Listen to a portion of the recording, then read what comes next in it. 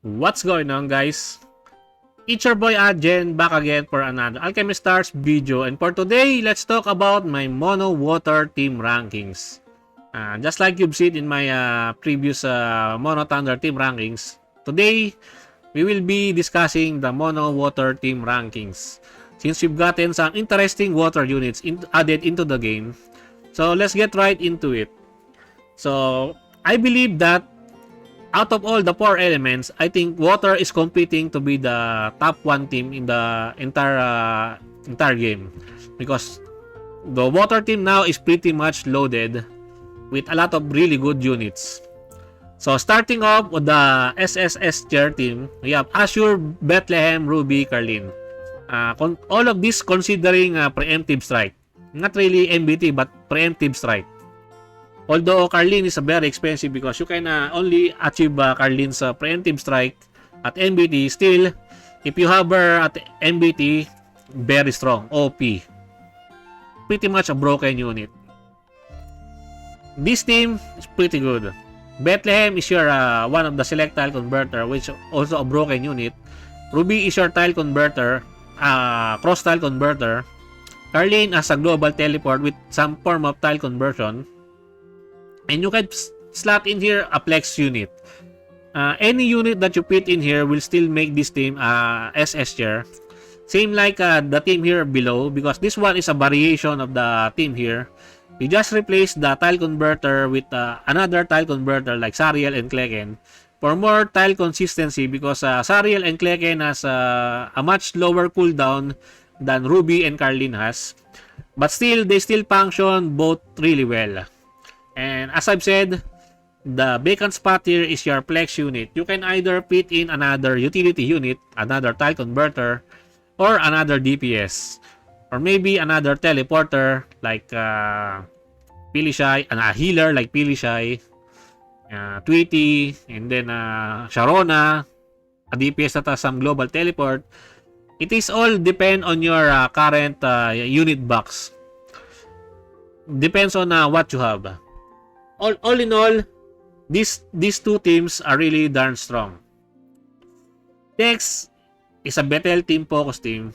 This one, you fit in some blanks here because there's a lot of units that can fit really well on a Bethel team composition. But Azure and Bethel alone on the team is already an SSS, because both of these units are broken in my honest opinion. Yeah, they're both really good. Just fit in here some tile conversion like Sariel and Kleken. And maybe the other one is something like another DPS like Plur, because Plur has a very low cooldown. And Plur has an innate preemptive strike also, which is a pretty darn good addition to the Bethel team. So yeah, this one is pretty good. Next, we have the SS Plus team. If you don't have Azure, you can always use Regal. Regal is a free-to-play unit available through the old seal, because Regal is one of the legendary Aurorias that you can get once you've invested enough time into the game. Bethlehem is still here because, yeah, Bethlehem is a really core unit now. If you have her preemptive strike, you will not be removing Bethlehem out of your team. Just like Hero, if you have Hero's preemptive strike in the Forest team, Hero will not go anywhere outside of your team. There is some variation for this one. I did not put it because it will eat a lot of space. You can replace Karlin and Ruby by the other tile converter like Sariel and Kleken, just like I did here. You can just interchange the units that you have, to replace the units that you don't have. That is the flexibility of this kind of team building guide. And there's a flex spot here. You can put in whatever you want or whoever you want here. Next, we have the SS Tier Team. We have here a single target team, because by skin sight is best used against a single target enemy. And yeah, this team is also pretty darn good. As I've said, if you don't have Karlin, you don't have Ruby, but you have Sariel and Kleken, you can put in them here. You don't have Bethlehem, you can put in another tile converter that can fulfill some tile conversion. Or maybe if you want the attack buff from Bethlehem, you can put in Chloe here. Chloe is a really good unit for a 4-star. And she's really worth level 80 because if you will see the previous endgame clears, Chloe is usually used there because her buff is just too good to pass on. Another version of single target against single target enemy, Fleur is here because Fleur is damn good. Fleur is also probably one of the best sniper in the game, in my honest opinion. That is why this team deserves the SS rankings. And as I've said earlier, I believe Water team has been battling out for the best unit in the entire game because they really have a really good set amount of units. And their units are very much flexible.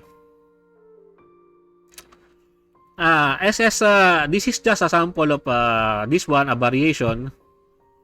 As you can see, I did not put Carlin and Ruby here. I have here Sariel and Klegen because they are pretty much common, in my honest opinion. Then you have a flex unit here with Barton.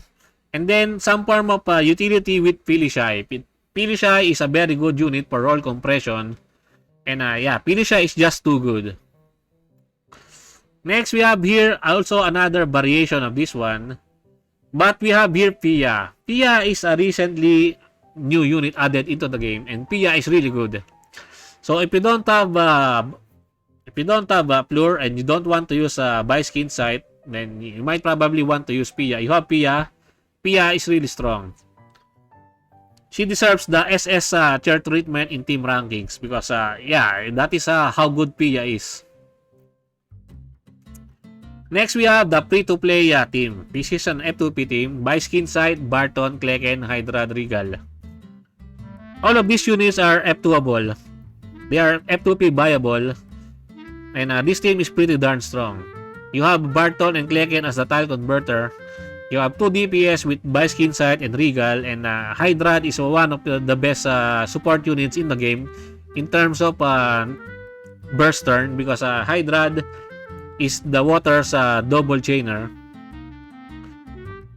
And then we have here another F2P version, but this one does not use a no, this one is not an F2P version. I call this team 5-star all-star. Yeah, because these are all 5-star units. And there's no 6-star units in this lineup. And this one is for a single target enemy. And the other one here, the below one with Korax, is against multi-tiled enemies because Korax is a detonator and Vice is a sniper. Sniper is best used against single-tiled enemies and Korax or detonators are best used against multi-tiled enemies. And then we have here the low budget team. These are just your F2P low budget team. If you want to have some to showcase some low rarity clear shenanigans, you will probably use these units to flex that you can clear the stage using low rarity units. Anyway, all in all, water team is pretty stacked also, pretty good, especially with the addition of Pia. I don't have Pia. I hope I can get her from my off-banner pools. I won't be summoning for her, but I just hope that I can get her from my off-banner pools in the upcoming future pools. Well, anyways, that's it for my mono water team rankings. And that's it for me for today, guys. I hope you enjoyed this video. Please leave a like and subscribe. I would really appreciate it if you can help me grow my channel more. And thank you to everyone who are supporting my channel. I appreciate every one of you. Until next time, peace.